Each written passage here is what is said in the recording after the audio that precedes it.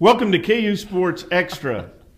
I'm Tom Keegan. He's Matt Tate. Before we get started here, Matt, before you give us the good news for the week, I'm going to tell you who I think has the cheesiest grin in America right now because he's new to television and he's been coached to hold mine look at the camera and be cheesy, and that's Ben Howland, the former UCLA coach. I want to see your cheesiest grin for the camera right now.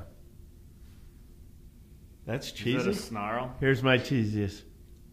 But Ben Howland is like, Ben Howland's not a guy who smiles a lot. That's the problem. Yeah. Don't smile if you're not a smiler. Period. That's the problem. You don't see me frowning. I'm a sunshiny guy. And that's why you handle the good news. What is the good news of the week? You know, Tom, I think the good news and the bad news are one and the same this week. It's signing day. That's good news, and that's also bad news. The reason it's good news is because you get to see all the hard work that these guys have put in, especially this staff. Only had 6-7 weeks to get it done and found a class that, at least on paper, looks like what you want to see from a KU class. It's not 4-star guys. It's not 5-star guys. Don't get excited there. It's 2-star guys that they can bring in, develop, coach, and there's 17 guys from Texas. You know Texas can play football, and that's a good sign. There's no doubt about it. Are they all going to be home runs? No way. Are half of them going to pan out? Probably not. But if you can get 7, 8, 9 guys in a class to pan out and produce and be a part of that, you got a chance, and especially if you build it the right way. So I think they did that here. I think this class has some sneaky players in it, and I think they have to coach them and develop them. But that's what they're here to do. And the bad news is because they had another coaching change, they were handcuffed, didn't have enough time to put together as good a class as they would have if they had more time. So the moral of that story is he comes in late, so he doesn't get as good a class as he possibly could have. And so right away, don't judge him on his first class. Judge him on his second class. But you don't judge a class until those players are in their third year. So until he's in his fourth year, you can't judge him at all as a coach. And if you're going to do the fourth, just commit to this is a 5-year deal. Right. There is no way there is a coaching change for 5 years. Let's see what he can do for 5 years. Otherwise, another firing would be bad news. It's a great point you bring up because these guys have to have a chance to prove they can play. It doesn't matter what someone put on a star rating for them on any website. That in itself is crazy because you can look at a kid who's a 3-star on this site, but he's only a 2-star on this site. That's crazy. That's why David Beatty's best quote was, it was, we don't care what anybody else thinks. We care what we think. Right. They're the ones coaching them. Who cares what the paper says about the number of stars? Perfect answer. You see and you judge to the best of your ability and you discuss it with your assistants. Who is this kid right now? Who is he on the inside as best we can tell? Who is he on the outside? What will his body look like in his third year in college out of 5? And how much can he learn? Can he get faster? All those things. Does his frame have room to expand? Sure. Everything like that. It's a guessing game.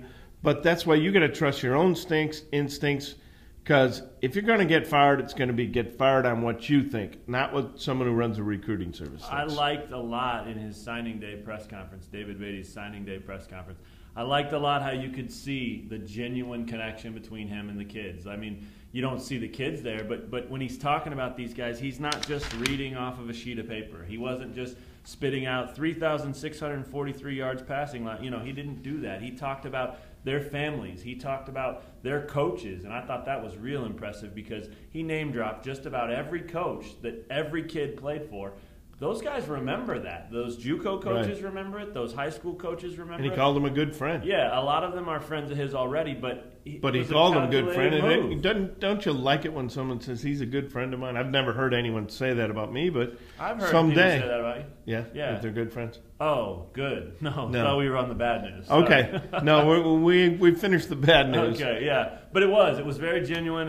He talked about Carter Stanley, the quarterback. I'm going to go back to their house. They got a beautiful property right there on the bay. I'm going to do some fishing there. I mean, I've been on that property, that area of Vero Beach you're talking about. It is beautiful. It's very peaceful. So there you go. I mean, it's a very real class. I think if I were to describe that, I would say it's a real class. Real in the sense that you feel the connection between the coaches and the players they got. Real in the sense that these are 2-star guys. KU didn't shoot for the moon and strike out and then get stuck with a bunch of leftovers. They went after guys they wanted because they want to coach guys that they know, and they know what they're getting in these kids. So you hit it on the head. That was the best quote by far. Real quick, little exercise. We didn't plan this. 3 names that you love in this class. Go. Okay, let me think. Players, not just the names, because there are some crazy names, too. I should clarify. 3 players that you love in this class. Yeah, I like Denzel. Feaster. Yeah, Denzel Feaster. What a great name. Yeah, it is a great name. Serves both purposes here. He was a quarterback until his last 5 games of his high school career. And then Clint Kubiak, who was assigned to call every high school in Central Texas, went out, looked at this kid, looked at his film, told David Beatty, I really feel strongly about this kid. Beatty looked at the film. The defensive coaches looked at the film. They think he's raw, and they think he's a tremendous prospect to play safety. Denzel Feaster, he hits people. That's what safeties do. But the thing that stood out to me about his film, when he tackles guys, he just throw them down to the ground. You know, he didn't wrap up and bring them down. He just throw them down. I mean, or as David Beatty said, he'll knock the fire out of you. Knock the fire out of you. He pronounced that F really strongly. I didn't know where he was going, but I'm glad he went fire instead of front teeth or facial cream. Or vinegar. Or vinegar that also starts with an F. Okay, so that's one name. That's Denzel Feaster. Denzel Feaster. I'm going to say Carter Stanley, the quarterback. I know that's not an original one, but I just like that he looks like, and I talked to him on the phone, real smart, humble, but confident. That's a great combination from Vero Beach. Definitely. So that's number 2. And then Dorrance Armstrong. And this is a wide range here. We have a quarterback, Carter Stanley, who late got attention. Right. Then we got Feaster, who had no attention other than Clint Kubiak. Right. Because he'd only been playing the position 5 games. And now you've got Dorrance Armstrong, who was highly recruited by Texas Tech and Missouri. Right. And Clint Bowen told a great story about how he and Calvin Thibodeau were having dinner, and Thibodeau had so much spaghetti that the younger brother didn't get any. Then there's a knock on the door. It's Missouri's coaches.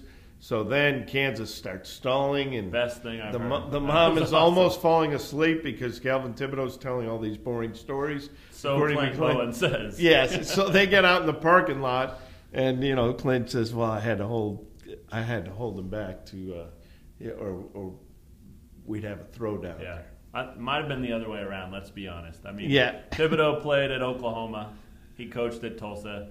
He's not born to hate Missouri like the other guy in that story is. So yes. Calvin Thibodeau may have been the one holding Clint back, but it's Clint's story. Right. So Feaster, Stanley, and Armstrong. Yes. Good names. I like that. I'm going to go with 2 receivers. I really like Chase Harrell, and David Beatty also really likes him. He's the one that he liked them all. He is here now. He did like them all, but he admitted that. Yeah. Chase Harrell's here now. He enrolled early. He'll be here for the spring. I think 6'4", 205. I think that gives this kid a chance to step in right away and produce at a position of need. They need to find receivers somewhere. That's why number 2 on my list is Steven Sims. I really like him, a slot receiver. Guys down in Texas that cover recruiting are saying this kid's ready to play in the Big 12 right now. So sign him up. Put him out there too. And then the other one is Bazzie Bates IV. I think he can play. JUCO. Right. He is a JUCO. He'll be here too, or already is. But I think I just like the name too. I mean, there's a lot of good names. We've dealt with some juniors. We've covered some thirds. This is a 4th. Bazzie Bates IV. And it's the first Bazzie. Right. It is the first Bazzie. 4th. Yeah. So if you can get past the fact that he sounds like he should be in a hot jazz band, I think you'll like him as a football player. He should wear number 25 because the 4th. A 4th of the way to 100. Oh, okay. Or just 4 would work too. I didn't even think of it that way. Why doesn't my brain work that way? It just doesn't work sometimes, right? It doesn't. All right, so 25 equals 4. We've established that. I think 4 is better, actually. You're right. Okay, well, that's a lot of math. Otherwise, it'd be Bazzie Bates the 25th, some people might be thinking. That'll happen in a while, 21 years from now. No, I think it'll be more generations, Okay. like 21 times 4. Okay, fair enough. Let's move on to statistically speaking. Your turn this week. We're going to try to do somebody different every week. We have not done Wayne Selden yet. Good, because I'm studied up on Wayne I bet Selden. you have. He had a good game. You might as well be paying attention. Well, not just a good game. He's been coming on, and in the last 5 games, that's a pretty good sample. Yeah, definitely. He is 11 for 19 from three-point range. I'm gonna write that down. How's that? Good. That's pretty good. Good, real good. It's approaching 60%. Yeah. And he should wear number 6 next year. He probably should. It's like 58%. Yeah. Or that's 58. 5 games. Yeah, that's good. And that's Big 12 games too, right? Yeah, those are all Big 12 games. And here's the bad stat. Bad stat? 6 for 26 from inside the arc in those same 5 games. Wow. It's gotten to the point, and Bill Self talked about this week. He said, hey, if you would have told us that Wayne Selden would shoot 40% from three-point range, we'd take that. It's his two-pointers that are a problem. And it's gotten to the point where you can actually see Selden out there aiming, deferring, and, well, aiming for sure when he does take twos, but he looks like he'd much rather shoot the three-point shot right now. Yeah. And I understand that. I mean, why wouldn't he? Those go in, the others don't. So right, and sense. You get one more point. Oh, yeah, that's true. That's why he wears number 1. There you go, that extra point. Figured it out. Beautiful. All right, let's move on to prediction time. KU down in Stillwater on Saturday. A tough game. It was a tough game when Oklahoma State came here. I think people are so fired up about K-State and Iowa State and, you know, these types of games that KU's been playing here lately, even Oklahoma, that I think people might be underestimating this game a little bit. Who do you have? KU, Oklahoma State, Saturday in Stillwater. I have KU in overtime. Love that. I just think that it's a tough place to play. It always has been for Kansas. And this is an athletic team with some good shooters. Yeah. Forte being the best of the shooters. And LeBron Nash is a tough load. He's a tough guy to guard. Yeah. Unless he starts jacking threes. Because he's not a good three-point shooter. No. But it's taken him a few years to realize that. Like the first 2 years he was jacking a lot of threes. Last year he didn't. This year he's not. But he still thinks he's a three-point shooter sometimes. He thinks he's a lot of things. Yeah. And that's why I'm picking Kansas. I think karma cost the Oklahoma State Cowboys in this one. I just don't like watching LeBron Nash play. I love watching his game. I think he's tremendously skilled. But I don't like the attitude. I don't like the eye rolling, and even with his own teammates. So you play like that, you deserve to lose every game you play. And they're not 0 whatever yet, but they will be 0-1 this weekend. 69-60 KU regulation, but it's not a deadline, late game or anything like that. So I'll give you overtime if you want it. I would prefer overtime in a day game. That'd be fun. Yeah, absolutely. All right, primetime pick. Who's going to play well for Kansas to get them to overtime and get them over the hump? Kelly Oubre's a smart guy. Junior. Kelly Oubre Jr. is a smart guy. He had a big game against them last time, 14 points. He's going to remember what worked. He's probably going to know how they're going to adjust to him, and he'll have another adjustment ready because he has a lot of different ways he can score. I like Kelly Oubre having a good game here. I like that pick a lot. He's just really become so consistent and steady offensively, and I still think he has room to grow. Oh, definitely. Good pick. I'm going to go with Brandon Green, another three-point shooter that's been red hot for KU lately, and he knows it. I think that makes him even more dangerous.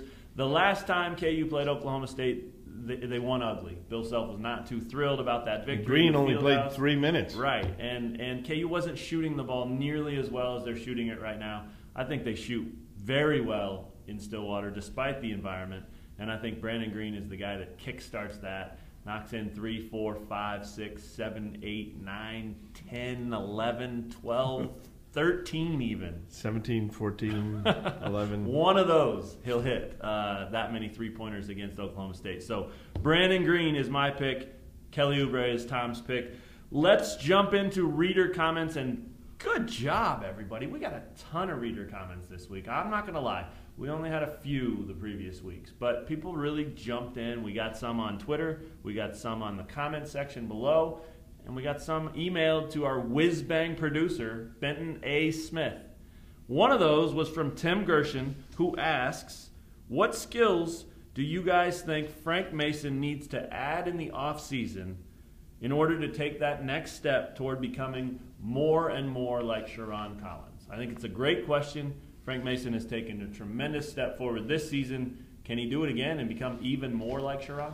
I think he can, and I think he needs to do exactly what he did last offseason. That's put up a ton of shots, work on his free throw shooting, and let's face it, he became a better shooter, He's better finishing at the rims at the rim, and he's got that nice teardrop. Keep working on that teardrop, the runner. I like where he's at. Yeah, that'd be good. I agree with you. I mean, I think the other thing too, he's already physically pretty stout and pretty tough, but you just got to keep building that body. I mean, the pounding that he takes because of his size or lack of height. And, you know, if you're fearless, Frank, and you go in there and try to finish like that all the time, you're going to get pounded. And you've got to build your body to be able to withstand that. Sharon had that. He got knocked to the deck all the time, but, you know, he just bounced right back up almost every time. So that would be one area I would focus on. But I love the question. So thank you, Tim Gershon, for your question. And remember, if you have a question, put it in the comment section below this video. Hit us up on Twitter at KUsports, #AskExtra, or email Benton A. Smith, basmith@ljworld.com, like my man Tim did there, and we'll get to another one next week. Before we get out of here, though, your favorite time, and I know you're looking forward to this one, most obnoxious man in sports. Right. It's got to be Pete Carroll. It has to be. I mean, it does. It has to be. Look at the money he costs people by not just turning around and handing the ball to Marshawn Lynch. It's all you had to do. Call 2 running plays in the huddle, then hand it to Marshawn Lynch twice. Marshawn Lynch left. That doesn't work. Marshawn Lynch right. But he threw a pass and got intercepted. And I don't care what the stats are about no passes from that close to the goal line got intercepted during the year, blah, blah, blah. Hand it to Marshawn Lynch. Don't overthink it. He overthought it. That makes him the most obnoxious man in sports. I totally agree. I would have said that part of the blame falls on Russell Wilson, too. And I know he's a great competitor. He's a great young man. He's a great quarterback. But if I'm Russell Wilson and they call that play, I might call timeout. I might pretend I didn't hear the play or something and just go over to my coach and say, I just want to make sure we're on the same page here. I didn't hear it or whatever, and make sure they really want to throw the pass. Probably the difference between me not being a world-class athlete and him being one, but I still would have done it. So 99% blame on Pete Carroll, 1% on Russell Wilson. I'm going to stick with the Super Bowl for my obnoxious man, and congratulations to the Patriots. They won. They played well. They had a great season.